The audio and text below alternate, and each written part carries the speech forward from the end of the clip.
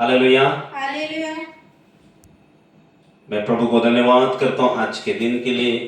इस सुंदर घड़ी प्रभु ने हमारे जीवन में दिया कि हम प्रभु की महिमा करें, प्रभु की स्तुति करें, प्रभु के नाम को महिमा मिले। परमेश्वर का वचन आग से भरा हुआ है, वो आपसे बातचीत करना चाहता है। आप जहां से भी सुन रहे हैं, आप बड़े ध्यान से परमेश्वर के वचन को सुने और रिसीव करें। परमेश्वर का आत्मा आपसे बातचीत करेगा और आपका लाइफ सेम नहीं रहेगा। मैं यीशु मसीह के नाम से आपसे बातचीत करता हूं। आइए हम सीधे परमेश्वर के वचन की ओर जाएंगे। अपनी बाइबल खोलेंगे, इब्रानियों की पत्री 9 का 27 पद निकालेंगे। इब्रानियों की पत्री 9 का 27 पद हम पढ़ेंगे। और जैसे मनुष्य के लिए एक बार मरना और उसके बाद न्याय का होना नियुक्त है। यहां पर लिखा है, पवित्र शास्त्र हमें बताता है, और मनुष्यों के लिए एक बार मरना और उसके बाद न्याय का होना नियुक्त है। जितने भी लोग आए इस दुनिया में, हर एक के लिए एक बार मरना नियुक्त किया गया है। कोई परमानेंट, कोई अमर होकर नहीं आया।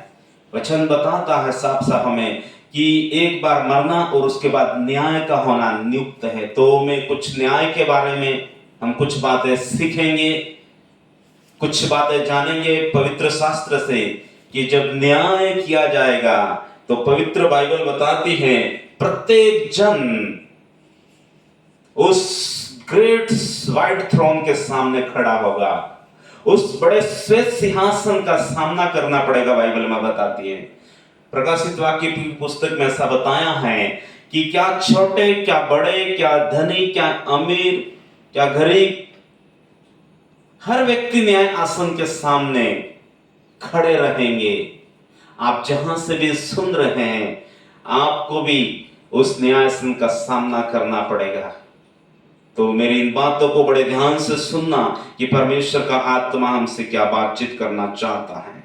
आइए हम सीधे प्रकाशित वाक्य में आ जाएंगे। प्रकाशित वाक्य 20 का 11 से हम पढ़ेंगे। 20 का 11 से आगे पढ़ते रहेंगे।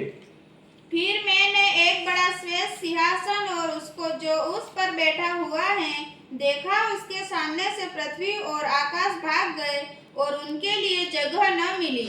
फिर मैंने एक बड़े श्वेत सिंहासन को और उसको जो उस पर बैठा हुआ था देखा। यहाँ यूहन्ना बता रहा है, पतमुस टापू में यूहन्ना को डाल दिया गया है। वहां पर प्रभु ने दर्शन देता है। वो क्या देखता है? स्वर्ग उसके लिए खुलता है और कई बातों को वो देखता है। यहाँ पर एक बात बता रहा है यूहन्ना, फिर मैंने एक श्वेत सिंहासन को और उस पर बैठा हुआ यीशु मसीह को देखा। वो बताता है उसके सामने पृथ्वी और आकाश भाग गए और उनके लिए जगह न रही। हालेलुया। हालेलुया। पवित्र शास्त्र ऐसा बताता है कि आकाश और पृथ्वी के लिए कोई जगह नहीं रही। हम कई बार सोचते हैं, हम बहुत कुछ जानते हैं, बहुत कुछ पहचान है, बहुत कुछ धन दौलत है, एजुकेशन है, क्या क्या सोच प्लानिंग करते हैं। लेकिन यहां पर पवित्र शास्त्र में बताता है आकाश और पृथ्वी ऐसे भाग गए, उनके लिए कोई जगह नहीं मिली। ओ उस बड़े सिंहासन के सामने हर व्यक्ति अपना अपना लेखा देगा। हर एक के कार्य प्रकट हो जाएंगे, पवित्र शास्त्र बताता है। उस सिंहासन का सामना करने के लिए अपने आप को हमें तैयार करने की जरूरत है। आगे पढ़ेंगे।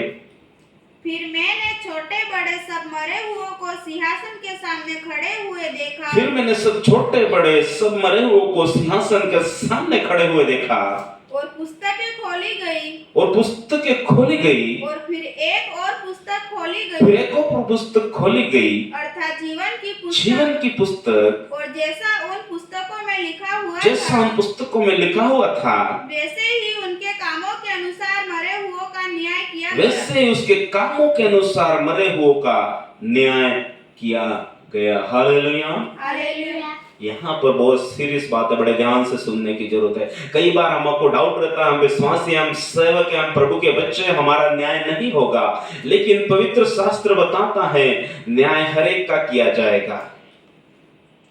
जो प्रभु में सोए हैं उनका न्याय अलग रीति से है, उनको अलग अलग प्रकार के मुकुट दिए जाएंगे। और जो प्रभु को नहीं ग्रहण किया है वो मर रहे हैं, वो बाइबल बताती है वो अनंत काल के लिए घिनौने ठहरने के लिए जी उठेंगे। जब मृतकों में से जी उठेंगे तो दोनों का अलग अलग तरीके से बताया गया है। एक अनंत काल के जीवन में प्रवेश करने के लिए और अनंत काल की मृत्यु के लिए, अनंत काल के लिए घिनौने ठहरने के लिए वो जिलाए जाएंगे। तो यहाँ पर यूहन्ना देखता है, मैंने एक श्वेत सिंहासन को देखा और आकाश और पृथ्वी उसके सामने भाग गए। पिता परमेश्वर न्याय नहीं करेगा, न्याय करने का सारा काम प्रभु यीशु मसीह को सौंपा गया है, बाइबल में ऐसा लिखा है। लेकिन पिता परमेश्वर कुछ बातें हमसे पूछेगा, उन बातों को मैं आपको बताना चाहता हूं। पिता सबसे पहले यह बात हमसे पूछेगा कि मैंने अपना बेटा यीशु तुमको दिया था, उसके साथ तुमने क्या किया। पहला पॉइंट बड़े ध्यान से सुनना।